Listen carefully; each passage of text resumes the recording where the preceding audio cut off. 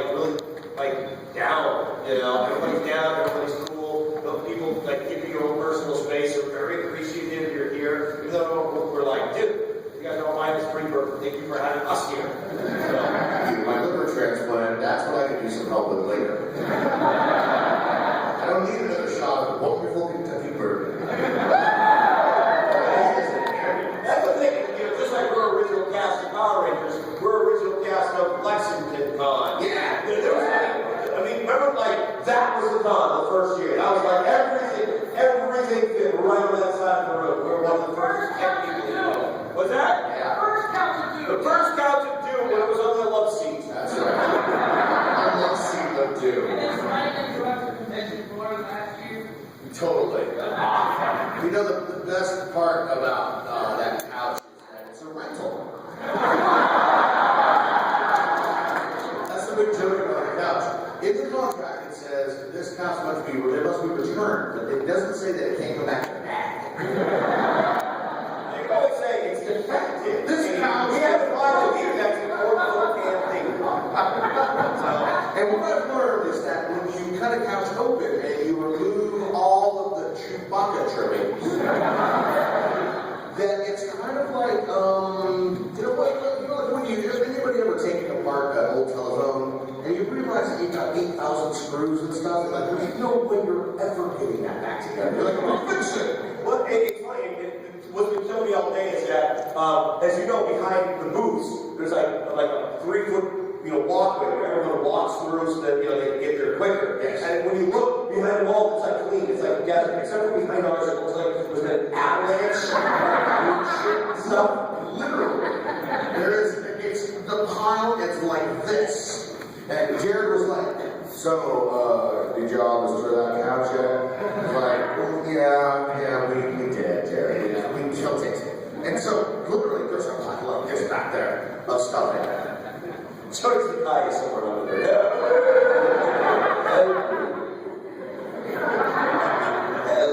He's such a cool guy. You see that when we were coming in, he was going out, and it was like, woo! Like, we're really big. Oh, it's It's a the rest of you guys do that. You gotta know your place in show business, and we know ours. Ours is robbing kids of their lunchbox. So what should we talk about? I don't know. I want to start with a group exercise, a vocal exercise. So I love vocal exercises. How many of you guys are singers out here? How many of you guys are singers? Some, not too many actually. How many of you singers, how many of you have that amazing mutant power to be able to hear harmonies? I was saying, taking your harmony, what's that? You know, so I was that. I know a girl named Harmony. So will you guys help us begin our little panel of doom part 2 with joining us vocally in a big group sound. You ready? I'm gonna start it. you gotta take a nice deep breath before you do it. Ready? Nice deep breath.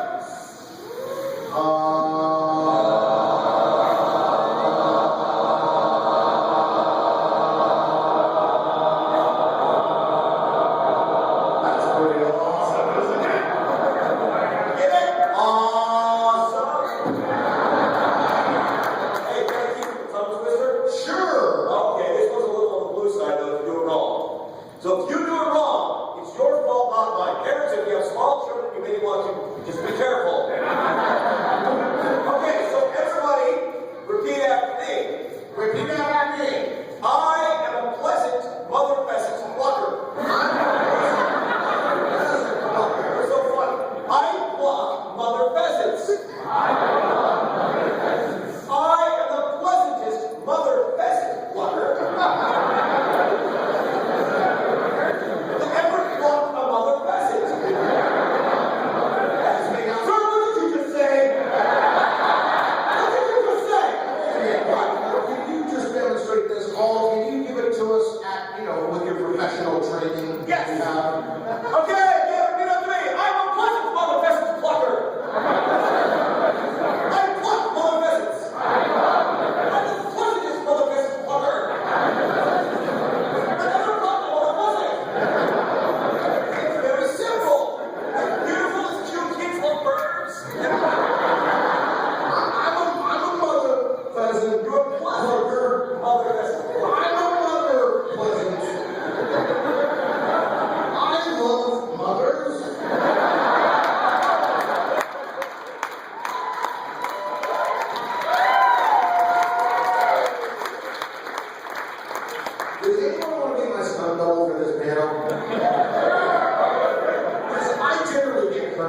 injuries and We're getting too old for these guys in band. in Florida, I got injured. Oh, he came up like that lasted like 4 months. Oh, yeah, that was great. We were sitting there, and we were like, he was watching the film, I came in, it was laying back down. Bam! Bam! Bam! Bam! Somewhere I've got a great picture of Paulie beating my child. Black eye. It was the first time I met Jack Cade, his son. And Jack is just looking at the eye like, Daddy, why? Why? Of course, in these events, you're looking at Jack Cade going, Darby, why? Poor child. You didn't choose this. You know, if I'm gonna have kids, I want a kid for each household chore. And I'm gonna name them that too. Hey, laundry Schreier. Give me that. No, dishes, you're good. You did your part. Hey, windows, me over here. I know the top one is vacuum, because who can really spell that the right way? Exactly. Vacuum Schreier. Vacuum. Two U's. Who knew? No! My mother wasn't. Comfort. You know, you just had to make it dirty, didn't you? No, I'm just trying to do it right. Oh, See, you're professionally accredited now. You're a doctor. I am a doctor, yes. Sure, doctor. Doctor, I only have a God, please. I just God, please. my shoulder. Bring it in, please.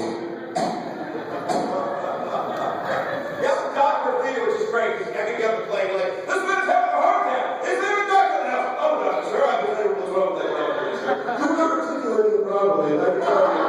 This is just a hackneyed plot device here, husband. How to have a heart attack in the cockpit? No, hold on, I'm going to go back and finish that cockpit. Okay, no airplane jokes, because I'm getting on one in a few hours. It'll be outside temperature. It's great. You go up, and then you go down. Totally. It's a lady you have to worry about. Okay, we're going to Detroit. There's no weather there. Oh! There's a city there either at the time. Hey, detail. So, you guys have any questions for us? I guess we should do questions. Yeah, because we're happy to entertain your questions. Keep doing blue. All right, here in the front. What's up? I know you guys did a lot of physical stunts for the show, and Jerry Lewis had back problems in the later years of his life. You ever worry about your health and, like, are you going to be walking with a cane at, like, 50? You did? Uh-oh. Jason's got sciatica. Jason's been complaining about his butt all week. He told me a story yesterday. He's like, I had to stop wearing my wallet and wallet chain because my wallet was making me sit weird and my back hurts. And once your back hurts, you start walking to favor your back, and then your knees start to hurt in favor of that. So now, of course, That's very cool. and anyone hasn't figured this out yet, getting old doesn't mean your body falls apart. It means you come up with great excuses why something happened to you that you had nothing to do with. For instance, a wallet. No, you're freaking old, Nard. I've been throwing you downstairs for 20 years. Of course you're going to listen to all this. Dr. Noe, walk this way.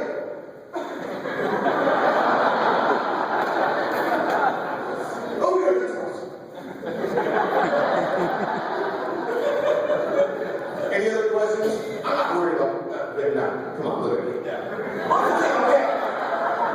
When they do say that Lawrence of the VA, after, when he died, he had more wounds on his body than a soldier that's really been in battle, because guys always ended up stabbing him. And, I'm having king of the...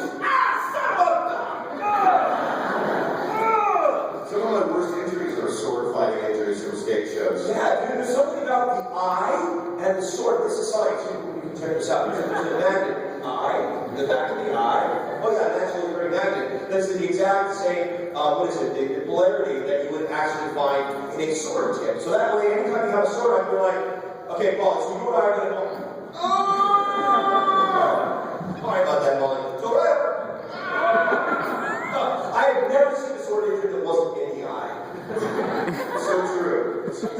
Stage combat's dangerous, but we love it. And that's just the thing. If you are going to be good at what you do, you have to learn how to not hurt yourself. Like, we really do pretend like we don't care if we destroy ourselves. And that's true. When we started off, we were a little on side. But after we did the first stunt, when we had to take the second, they go,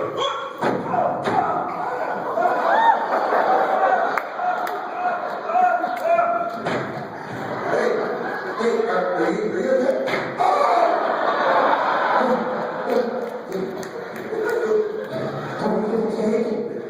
Yeah, let's do it again now.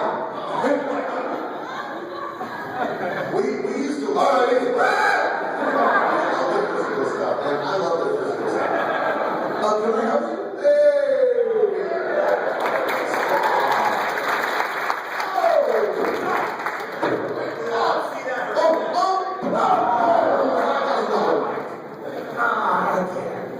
Why do you always break some microphones?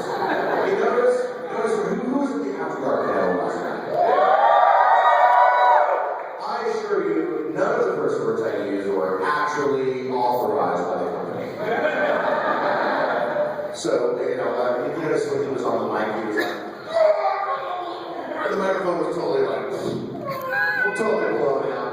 Nobody likes to kill microphones. Who's got a mic in his house? what's your name, sir? Mike? Come on, Mike. How about you with the headache?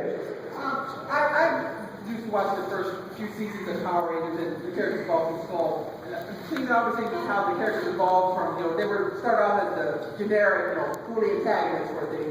But the characters evolved, he was like finding out who the Power Rangers were, being a Power Rangers fan, eventually he went off to space and Yeah, cops, detectives. yeah. How did that evolution of the character, did it all come about? Did you How did that generation, how did that seasonal change come about? Yeah, just a different. Well, I'll tell you, the producers, Kai and Jonathan, really liked the characters because we were playing those archetypical, Laurel and Hardy type guys. But there's a limit to how much you can be a purely antagonistic bully character because it's very one-note, and it really only lasted part of the second season before it started to change. And even by the time we started filming, we were having problems because someone somehow got the idea, I don't know where, that Power Rangers was violent. I don't know how they got to that, but the whole point of Holding Skull was to be punching bags to the Power Rangers at school. I mean, they were supposed to show that we were bullies, and therefore the only way to deal with a bully is to bully them back. With their fists. With your fists and feet to their face. So, they really had to start battling back and battling back. Okay, no head hits, no tongue, actually, taking the guys. And at some point they said, we really should not have our heroes in any way punching other human beings, only space aliens. So, well, there goes the whole reason for Bulk and Skull, at least half the reason that we started. But because they loved our comedy so much, they're like, we need the comedy, we love these actors, let's find a way to do it. And kept trying to find the sweet spot. And that's the thing, so every year there was kind of a convocation, a meeting where they would try to figure out, okay, what are we going to do with these guys? If they didn't want to get rid of us, they wanted us, they needed us in the show. Believe me, they needed us. The show needed us. The show needed that break, from all of the action stuff. And you would be surprised, the smallest thing would become the genesis for a whole season of labor for us. For instance, I had that long hair forever, man, and I was sick of it, dude. I wanted to cut my hair so badly, but I couldn't because we couldn't change the look of the character. So I went to Shuki, he was like, can I cut my hair? And he was like, cut your hair, they can be cops. Wait a minute, because you wanted to get a haircut? Because he wanted to get a haircut, I don't like a nasty little spot for about 7, and he had a steak girlfriend, so he could afford to do that. I don't think that's stupid anymore. We talked about this, that episode, that shot, that scene in the barber where we're getting the haircut. You can tell me when he starts going over the top of my head, I'm like, yeah, and because I'm like finally God. But look at Jason, he's not acting. You can see he's almost breaking character. And then when we do the thing with the mirror, we look at each other. Oh God, I think Gab's was supposed to, they turn us around and we look at each other. And suddenly have a realization, we look at each other, look at each other's hair, and then suddenly have a realization.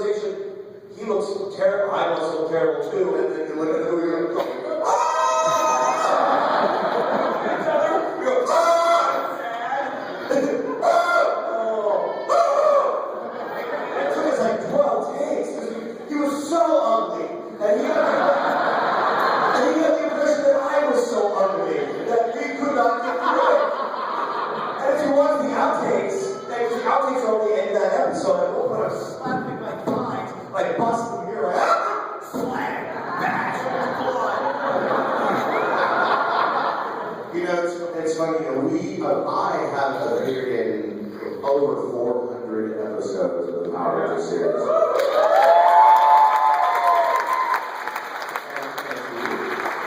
And some of those bits to me are so iconically fantastic physical theater that we worked so hard on. And so I don't mind bringing that stuff up today because I'm still very proud of the work that we did. You know, where the characters were not effective is when the writers were not given enough real estate in the script to actually give us an objective, right? The source and the root of all drama is objective and obstacle. Our goal and what's in the way of us getting our goal. And there are a lot of episodes where there's kind of a half-baked storyline for us, but it doesn't make any sense. Well, and that's the thing. Like, they'll come up with a gap that it would be funny to have both installed dresses, which is great, but sometimes it's hysterical, and maybe because we hated it. So you can watch us be miserable, you know. It was hysterical. But if you're going to do a gag, the whole point is not just the objectives, because that's without the objective, you'll have nothing. It's the manner in which they go about it. A normal human being will take a cup and like, I need to drink, finish this water. My objective is to finish it. Simple. Well, if it's not all right, I need to get this into my body.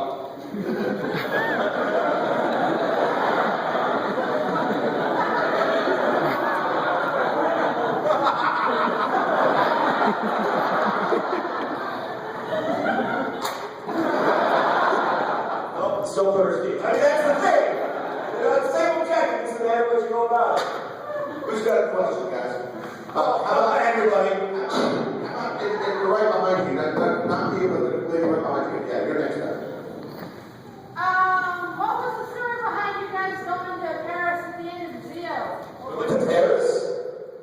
We went to Paris? Well, I was lovely. Tonight on a very special family times. And then you came back in Turbo. What was going on behind the scenes with that? That was the point where they were kind of postulating. That was still there was a spin-off series that was maybe gonna happen for us. But they didn't, you know, the problem is folks don't really work outside the context of giant robots being passed. Because one facilitates the other. And then when they did that clip show of us, where they put all the Vulcan skull bits into the good, the bad, and the stupid, they had us shoot stuff inside of the cave, where we linked it all together, like, remember that one time? The problem with that is that there was no context to it. It was contextless. It was everywhere that was really bad about the characters. Without Rangers in it, it just didn't make any sense. And that did not sell very well. And that's the reason why there was never a spin-off, is because it didn't perform. And we developed it. We had a storyline, and was going to have the Mexican Elvis, same with the Rose. But even at the premise, no one was really that excited. Now, it would work, and now that you have Adult Swim with like 15-minute segments, a Vulcan Skull would work in that context. You know, I think that's about it. You know, Well, how about you in the red hat, brother? What's your question? Something I've always wondered, well, not always, but in recent years, given the fact that, most of the cast involved, or not all, were young adults when you were creating the show, were there any stories of the cast going out and drinking together, or did the producers seriously discourage that? oh Lord, come on, of course. So, hey, who went out with the Rangers last night? Yeah. Did you see any drinking? No. No. Well, I'll tell you, we've eaten a lot of barbecue together, too. And we've seen movies.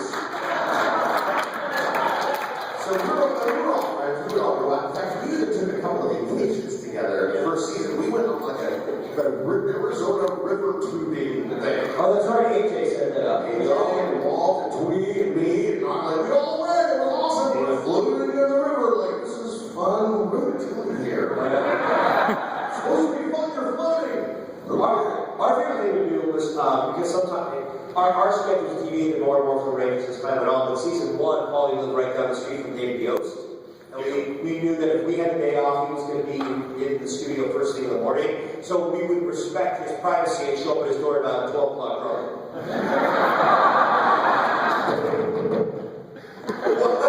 And he would tolerate us. Oh, he would tolerate us.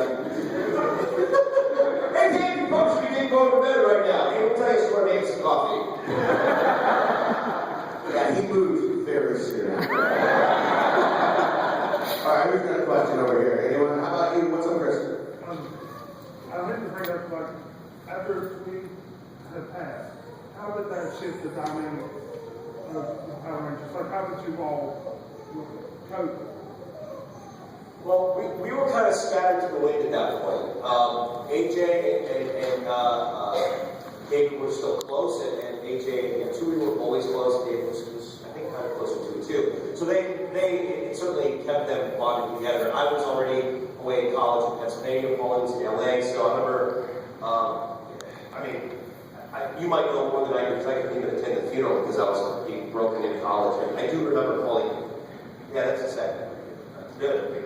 Yeah. Well, I mean, like anytime we lose people close to us, whether it's close friends, colleagues, family, it really just makes us value every moment we have to treat each other with respect and love, you know. And it just you count yourself lucky. I mean, I'm going to be 44 years old this year, and so many of my people from high school, my contemporaries, are gone already, man. And that's really sad. And it's also joyous that we can remember them for all the good things they did, you know. So Tui was an incredibly intelligent woman. She was a trained engineer and a brilliant performer and a really fastidious colleague. She was very detail-oriented and fun as hell. Yeah. She was fun. She had a great sense of humor. I remember Jason Frayne saying some very funny off-color things to her about being from Vietnam, and boy, did she laugh her ass off. All her humor is out of context, not recognizing that these people are about as close as people can really get. It would sound really terrible, but boy, she laughed her ass off. She was very tolerant of us. She would roll her eyes at me all the time. She would try to direct me sometimes in scenes. She'd be like, "Oh, Paul, can you give me more? Give you more? What?" She was like pushing me to be more aggressive with her in the scenes so that she would have something to play off of, you know? I was like, "All right, I'll hit on you harder." Any questions? Who else? How about in the front row? Okay. What was it like on back interfering in Purple Red at the beginning? Oh, 14 people asked us what happened to Bolt Myers Restaurant. Oh, yeah, exactly. Well, that was kind of cool because that was the first thing I did after college. I finished college in May, like middle of May, beginning of June. We shot that episode, so I flew out to LA, but suddenly nothing had changed. So it was cool. It was a nice reunion, but it was the first time where someone would come up to me and "Sir, you have to get off the set." "Who the hell are you? What are you doing in my house?" Do you not know? You see who I was. Anybody got any good Bill Shatner stories from the weekend? I got one for you. My friends that were professional photographers, how many of you got pictures taken with Mr. Shatner? Cool. So one of the folks that were running the professional photography thing, we see these guys at different conventions and they're super cool. Well, Bill apparently was like the one guy that was kind of the main kind of coordinator of the stuff, moving people around, not the photographer, but one of the other guys. Mr. Shatner said, "I don't like you. I don't like what you're doing. But maybe we should do this again at 3:30. Swear to God. Wow, I know. I don't like you. I don't like what you're doing. Call me next week. Like what? Keep track of the times you missed your flight. Who cares, man? What are our people?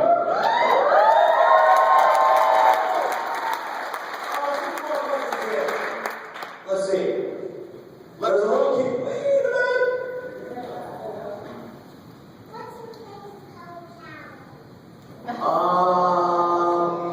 The leather Power Ranger? Actually, I mean, come on, it's Tommy's character because he was green and then he was white and he was just always cool. But I think, from the original series, the Green Ranger, just because the Dragon Sword was the coolest sword. I'd rather see either blue or black because they're cooler costumes. I mean, the robots. I act like robots. Next! You got Troy's white students will do this. Mary, second row, white sleeve, black shirt. During Party Turbo, you guys want my picture or did you still want to Went to the peace conference, yeah.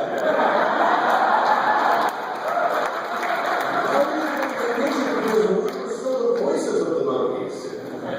So we still had to work. I just got to show up in, shorts and stuff and just be like, all right, what's up? No, they did that so we could work on the spin-off. It didn't work. So Paul and I took the time to do Hamlet. Little too much compensation there. You know what I'm saying? I remember I used to have that statue, the cool statue, a stack of books and a monkey on top of it, holding out a skull, just like in Hamlet. And we used to play with someone, look, it's a monkey and a skull. And when they started seeing the monkeys were playing Hamlet, we're doing the voiceovers and absolutely hate, we're like, that ain't funny. I was funny, I'm insulted by that. Totally. Next! Got you two. What? You make a two. I took you on the back and did a block on me. We heard in the earlier panel that you're a pretty big prankster. What was your favorite prank on any one of the other actors? There's a couple we can't talk about because they are not cool. But I will say this, it involved a makeup mirror and some duct tape. Well, the funnier part was the assistant director was really angry about us, and he swore some terrible things at us, and then threw us off the set, and then called us back because he felt bad. She's like, "Babe, I'm really sorry about that. I really should have done it." I said, "No problem." He patted him on the back, tried to keep me on British side, and walk away. He was really pissed. Yeah, it was a non-stop shenanigans. We were 20-year-old, kids, working 14 hours a day. Every other minute is a prank of some sort. Yeah, that's true. Especially working those kinds of hours, man. 5 a.m. call, go to makeup. You're out of makeup by 6:30. Maybe you have coffee or a burrito. You end up on rehearsing your first shot at 7 a.m. on the set. It is cold in the warehouse. Cold. Well, no, you're old, I said. Sure, but you're blocking it. Yeah, And then we would shoot until 6:30 p.m., 7 p.m. So 12 or 13-hour days, routine, stacked up on top of each other. And we would shoot 6-day weeks. So we only had Sundays off for years. So that type of environment. Any military folks in here? Any veterans? So you guys know what it's like. You're in the trench every day, and the comedy just gets blacker and darker and meaner. And then somebody pranks you, and you're like, whoa. But that's kind of how I viewed our experience in the show, is that we're very much like, we're castmates and we're brothers and sisters, working towards the same goal. Because ultimately, just like a lot of soldiers will tell you, you're not fighting for the government. You're fighting for your buddy who's right next to you. I'll fight for this guy any day of the week. Oh, the company, like whatever. You know what I mean? It's like, it's the here and now. So that's what made it fun, though, is that we got to really commit. I will say this, the horseplay people in cycles though, like the first horseplay, like, okay, the dressing rooms are completely unsafe this week because there's, fire, people trying to get that fire onto other people, okay? Or it would be, for instance, there was 2 weeks, I think it was 2 weeks or a month, where Paulie's favorite thing, like my favorite thing to do to Paulie, was before the takes would be to punch each other. Right when the camera started rolling before they said action. So it was, all right, marker, ready, scene 422A, take 1. Action!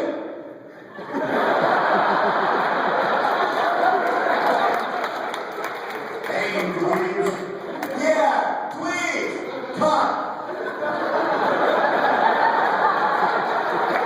Oh, you're running me, big guy. I remember what? You're going to be so short, dude. Like 3 takes later, you just be like,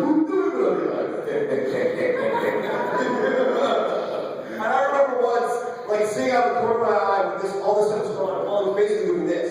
He's playing possum on me. And out of the corner of my eye, I see, like, a shadow goes over me. And what the hell? I look up. I see Paulie 2 feet in the air. He's standing with his fist completely covered. 300 pounds of his man looked right to the back of my arm. He's not kidding, because I had this image in my mind of a Street Fighter, like, final move. I swear, it was good, dude. I hurt myself on that one. Yeah, the movie, oh. It has more sense. Do you know people that punch things when they get angry? Walls, people. We learned very quickly, only go for the soft parts. Because, you know, it's money bending. If you break your hand, but if hey, let's go, it's up the cast. You know, so we try to be careful and not really damage each other too much. But we didn't want to look like nice movie. I like it. What do you got? Life is perfect. One like the experience when you witness that combined and try to look into what your serious that's good. I was like, Oh, Shakespeare constantly. Yeah. We would always try to get. If you watch the performances of Open Skull, all right, let's cross the line and tell some stuff that's a little off color a little bit. So there's the scene where Jason gets left behind on Earth because he oversleeps, right? And we weren't very satisfied with the way it was written, the characters. And he made the comment, he's like, oh, yeah, I'm a martyr for Open Skull. I'm like being martyred. And so I said, well, why don't you work a little JC into your sleep poses? And so if you watch it,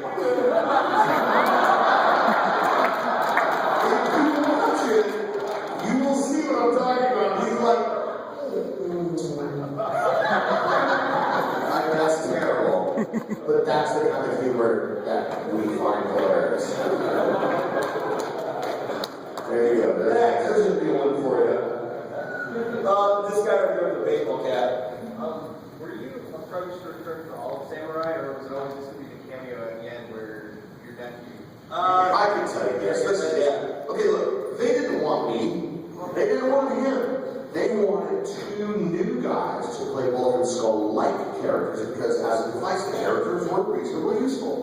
And they wanted to reboot the series and go back to the Mighty Morphin 5, right?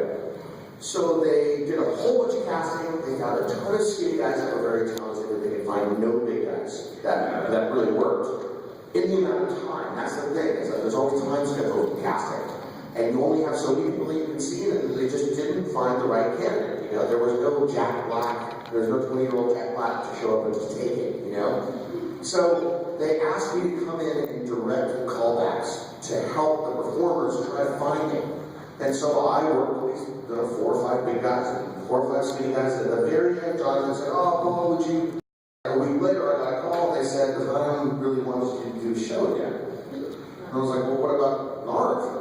So, well, they have that reboot thing in their head. So they're like, they're going to keep one of the skinny guys that he worked with, and he's going to play Skull's son. So it never was bring Bulk and Skull back, or even bring me back. It was just the fact that they couldn't find anyone, and, you know, I think it has been. Well, I'm an idiot, right? Wyatt. I'm an idiot, right? Yes, I am. Thank you. So, and I was begging them the whole season. I was like, please, you can't have Skull's son and not have Skull show up because it wasn't set that it was going to happen. Yeah. And then finally, they listened to reason, and at least we got that, what might be the most melancholy sad moment in the entire character stream, wasn't it? Yeah, it was sad. That was a sad day. I know after the tape, we both kind of walked out like, oh, that was a good day.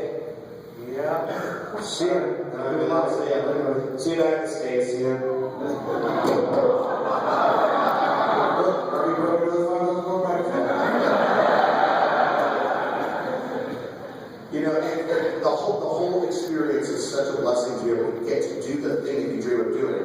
I was talking to a guy outside just now. You know what kind of weirds me out, what kind of upsets me about actors, is people that aspire to be successful as actors, and they become successful. And then they decide they don't like people anymore. Don't talk to me. Don't talk. Grocery shop. Now wait a minute. You're the one that wanted to be famous. Well, now you're famous.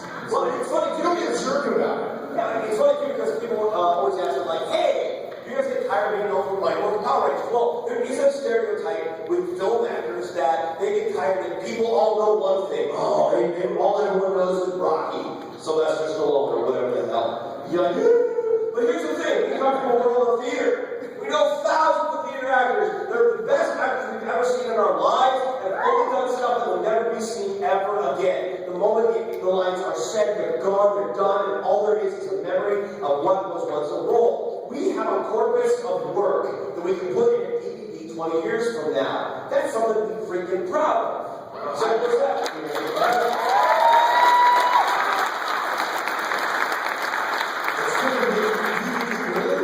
Really? DVD 20 years from now? I think you're going to pull into your retina from that cloud. I'll tell you, my dad had a band and it's on 8-track, and I listened. It was a last cylinder recording though. Please go on, son, I need you. We feel very fortunate to have, to have performed with each other for so long, because so many of our colleagues either don't ever get a chance to work, or like, how many of you know a genius in your world? How many of you know a genius? Anybody like people that amaze you? You know, there is so much unrequited genius in this world. There are so many people that are beyond talented, and they never have the spark, the chance, the moment that gives them the opportunity to shine. And really, you just gotta give props to people whenever you can, because sometimes success is when how many non-talented people become famous. It's called reality TV. You should not watch it sometimes.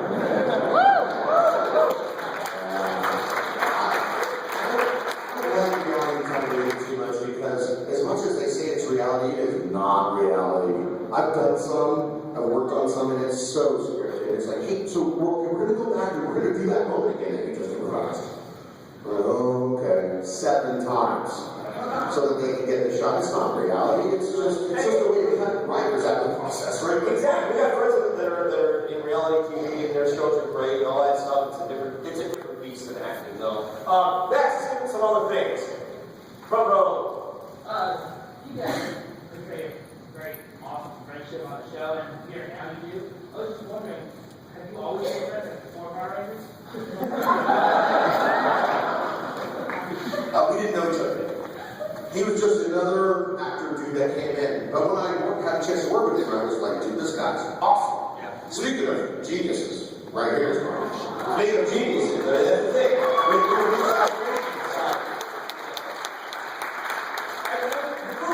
The first thing we did together, we rehearsed together. That's the first thing we did. That's where we got mutual admiration. Like, this guy has a work ethic. This guy is great. Talent is focus if you don't cultivate it. Okay? And that's what rehearsal is. That was the first thing we did. Hey, let's see what we got here. You know? And I was in awe of what he could do. You know, discipline is a really tough thing. I don't know if any of you guys are writers or musicians. You know, you have a job, you got kids, or you got parents, or you got your thing you got to do, or you got church, and you're really busy, and you don't take the time to cultivate your own flower. You don't take the time to sing as much as you should, or to use that pencil to draw, or to use that computer to write. You know, if you can muster a tiny little bit of discipline every day, I'm talking about like 10 minutes, 10 minutes, and try to do it every day. Make that a rule for yourself. That I'm going to sing for 10 minutes, I'm going to write for 10 minutes, I'm going to draw, I'm going to do the thing that makes me happy for 10 minutes. After a month, you'll be amazed at what will happen. But of course, I always have the guys that work for me at the shop where I'm creative director, I say, do the 5-second thing that you put off. Like, don't put off, like, if it's a 5-second task, just do it. Don't say, oh, it's a 5-second thing, I'll just wait till later to do it. Well, you'll never get to the thing. You gotta take a step every day.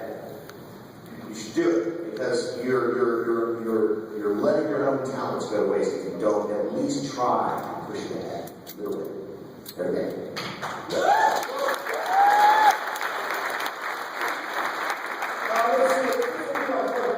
The left in the back and middle rows. This guy right there. You were talking about we were chatting earlier. Have you all met anybody else who was kind of not very friendly to you at college? Johnny Bosch. Anyone that has a booth next to ours, we're testing their patience regardless. We got the Pope next to them. Oh, they're lovely. They're wonderful. They're lovely. It's kind of the only way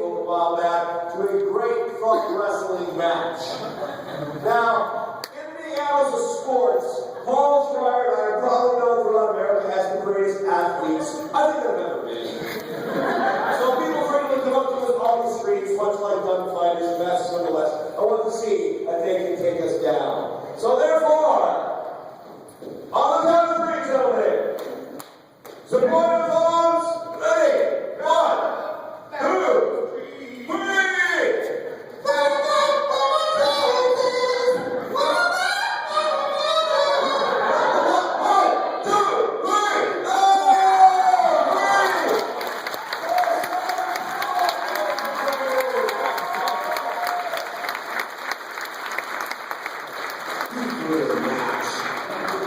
I'll get you next time. Oh, now it's me. All right. Hang on, big stretch. All right. Hey, guys. Yeah, well, we can do another 10 minutes. Okay. I don't have anything to roll. Oh, hey.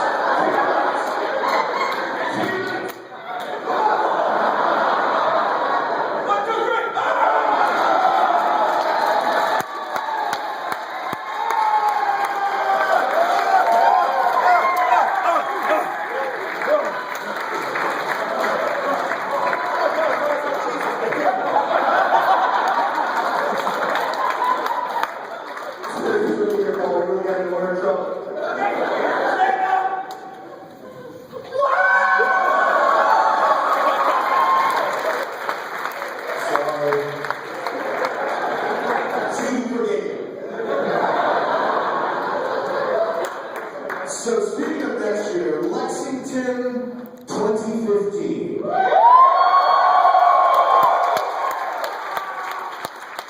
Jason and I have decided we're going to start a company for our appearance in Lexington, and it's going to be called Broken Skull Incorporated. And we hope that you'll visit us at our satellite business office on the convention floor, because we have some contracts for you to sign. Thank you, Lesmond. Nice, thank you very much.